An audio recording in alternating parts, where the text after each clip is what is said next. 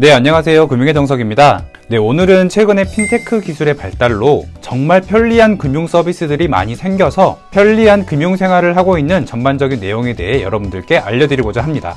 대출 쪽만 생각하시더라도 바로 직감이 되실 것 같은데요. 예를 들어서 예전에 대출 받을 때 저희 어떻게 했었죠? 주거래 은행부터 하나씩 몇 개의 은행들을 돌아다니면서 대출 금리나 대출 조건들 이런 것들 비교하시면서 어떤 게 더 저렴한지 어떤 게 더 조건이 좋은지 이런 것들 머리 굴려가면서 계산들 많이 하셨을 거예요. 그런데 최근에 저희 어떻게 하고 있죠? 대출 비교 플랫폼을 활용해서 언제 어디서든지 시간과 장소에 구애받지 않고 정말 편리하게 모든 은행들의 대출 금리와 한도 조건들을 쉽게 비교하고 있죠. 그리고 나에게 가장 유리한 조건의 은행으로 모바일상에서 바로 대출을 실행시키는 너무나도 편리한 금융생활을 하고 있습니다. 특히 가장 대표적인 대출 비교 플랫폼으로 지금 화면에 표기되는 기업과 서비스들이 있는데요. 서비스를 운영하는 기업이나 그 서비스에서 제공하는 내용들은 조금씩은 다를 수 있지만 궁극적으로는 소비자가 필요로 하는 대출을 모바일상에서 쉽게 비교해주고 소비자의 입장에서 가장 현명한 선택을 할 수 있도록 도와준다는 면에서는 모두가 같은 서비스이지 않을까라는 생각도 듭니다. 사실 기존에는 대출 모집인은 한 개의 금융회사와만 대출 모집 업무 위탁 계약을 체결해야 되는 일사전속주의가 있었기 때문에 이런 서비스들이 불가했습니다. 그런데 혁신금융 서비스의 일환으로 여러 금융회사의 대출 상품 정보를 소비자에게 신속하게 제공하기 위해서 대출 모집인 일사전속주의 규제 특례가 인정이 됨에 따라서 이런 서비스가 가능해진 거라고 보시면 될 것 같습니다. 특히 이런 핀테크 기술들이 발달하면서 상품들의 비교뿐만 아니라 서비스 품질 역시 정교화되고 있는 상황이기 때문에 소비자의 입장에서는 정말 편리한 금융생활을 할 수 있는 겁니다. 사실 대출이라는 분야는 금리나 한도, 기준 이런 부분들이 정말 어렵기도 하고 소비자에겐 낯선 분야일 수밖에 없는데요. 이런 서비스들을 통해서 어려운 분야를 더 친숙하고 더 쉽게 설명해줘서 이용할 수 있도록 금융생활의 편의를 높일 수 있다는 점이 가장 큰 장점이지 않을까 생각됩니다. 보험 분야에서도 혁신은 이루어지고 있습니다.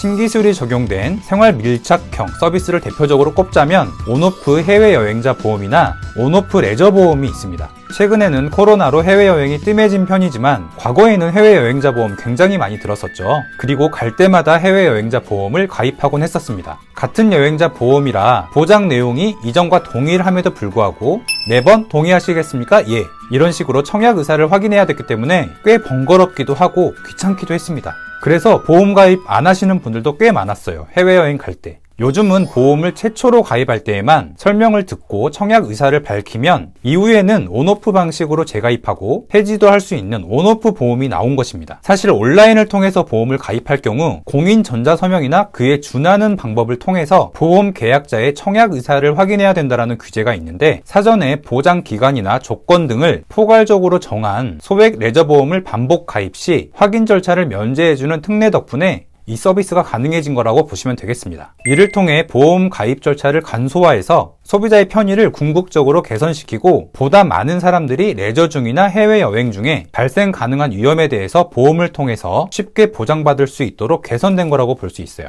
또 혁신은 해외 투자에서도 살펴볼 수 있어요. 지금 표기되는 회사와 서비스명이 가장 대표적이라고 할 수 있는데요. 여러분들 해외 주식 해보셨나요? 특정 종목의 경우에는 주가가 수백만 원으로 꽤 비싸기 때문에 한 주만 사고 싶어도 수백만 원이 있었어야 됐습니다. 그래서 꽤 부담이 됐었어요. 그런데 해외 주식을 소수점 단위로도 매매할 수 있도록 개선한 서비스도 생겨났습니다. 100만 원짜리 주식이 있다고 했을 때 내가 100만 원이 없더라도 0.1주만 10만 원에 살 수 있게 된 것입니다. 사실 주식 예탁 시 금융투자회사 소유분과 투자자 소유분을 구분해서 예탁해야 되고 해외 시장거래 중개 시에 자기 계산 계좌와 고객 계산 계좌를 구분해서 개설해야 되는 규정이 있었습니다. 그런데 이런 소수 단위 해외 주식 매매를 중개할 경우에는 자본시장법상 구분 예탁 의무나 계좌 구분 개설 등이 적용되지 않고 중개할 수 있도록 특례를 적용시켜 준 것이라 볼 수 있습니다. 그래서 이런 서비스가 가능해진 거예요.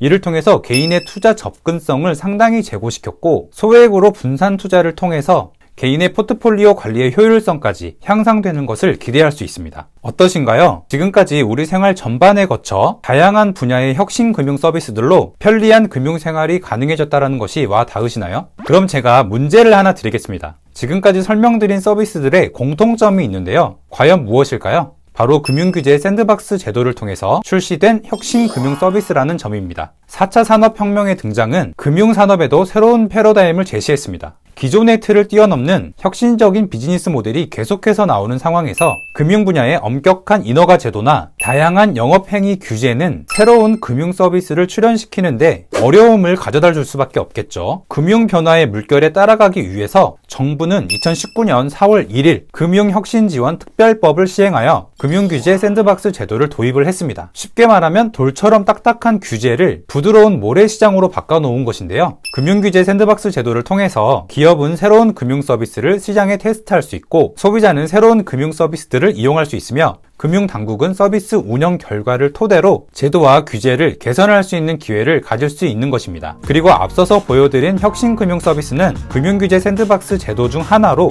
기존 금융 서비스의 제공 내용, 방식, 형태 등 차별성이 인정되는 금융업 또는 이와 관련한 업무를 수행하는 과정에서 제공되는 서비스에 대해 규제 적용 특례를 인정해주는 것입니다. 혁신 금융 서비스로 선정된 기업과 서비스들에 대한 내용들은 샌드박스 규제 홈페이지를 통해서도 알아볼 수 있고 다양한 자료들 역시 동시에 참고해 볼 수 있습니다. 금융규제 샌드박스가 의미가 있는 것은 우리 삶을 개선시켜주는 다양한 금융 서비스들이 출시되고 있는 것뿐만 아니라 실제 규제 개선까지 이어지고 있다는 것입니다. 특례받은 규제 내용들을 바탕으로 새로운 혁신 기업들이 또 다른 시도를 할 수 있는 기회가 생긴다는 것과 같은 의미입니다. 새로운 금융 서비스를 늘 환영하는 저는 앞으로 어떤 혁신적인 금융 서비스가 출시될지 더욱 기대됩니다. 오늘 설명드린 내용 여러분들 편리한 금융생활 하시는데 좋은 기초상식이 되셨길 바랍니다. 오늘 영상이 도움이 되셨다면 좋아요와 구독, 알람 꼭 눌러주시고 다음 영상도 기대 많이 해주세요. 감사합니다.